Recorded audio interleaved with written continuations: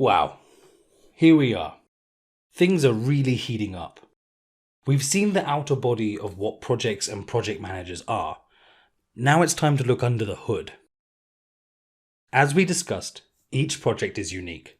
The goal, the team with their own personalities, the time frame, and the circumstances all make a project its own entity. However, there is an established view on how each project evolves from start to finish.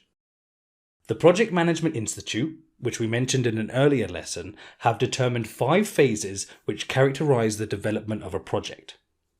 Let's have a look. The first process group is the initiation.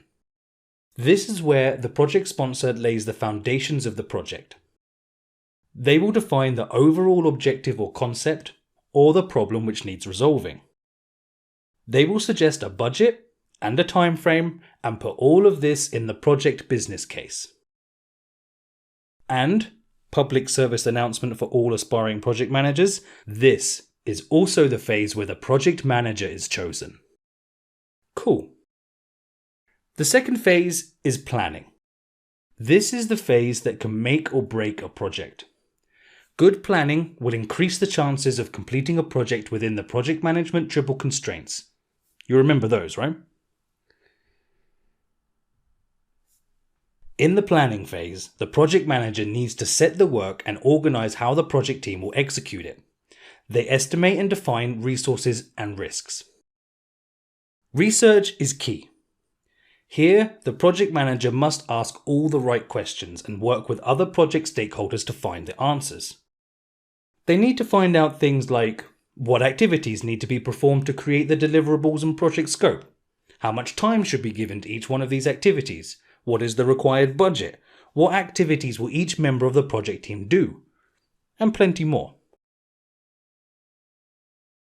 Finally, the project manager must document all of these findings into a project management plan, the recipe for how to execute the work to achieve the goal. The better this recipe is, more comprehensive, detailed, realistic, the higher the project's chances of being a delicious success.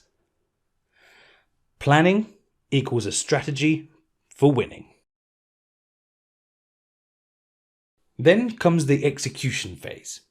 Finally, after all this intensive planning, the moment we've all been waiting for. The starting gun is fired. Ready, set, go. The project team starts creating the deliverables. If the project is construction related, this is when the team starts building. If it's a software development project, this is when they start coding and programming. You get the point. It's here in the execution phase where the project manager ensures the smooth running of the project, motivating the team and resolving any issues that crop up. Next, we have monitoring and control. Beware though, it does not start after execution. This phase runs in parallel to it. The project manager performs monitoring and control activities they have developed to track the progress of the project streams and ask, is the execution progressing as per the plan we created? Is the speed and quality in line with the time frame? Are the expenses within the budget? If not, if there are delays, slowdowns, or gaps, the project manager must identify them and take action to fix them before it's too late. Lastly, the closure phase. When all the project work is done, the project manager still has some final tasks to do to formally complete the project. They must hand the project over to whomever it was designed for. The sponsor must officially approve and sign off the project, confirming the agreed objective has been achieved. Then, the project team, the stakeholders, and the project manager sit and discuss the lessons learned. What went well, what didn't, and what could be improved for future projects. Continuous improvement is important, which is why project managers must constantly learn new skills and build on their expertise. Once the feedback is documented, the process is complete, and everyone involved can have a little bit of rest until the next project begins. Wow, what a life project managers have. And I know you know what's coming next.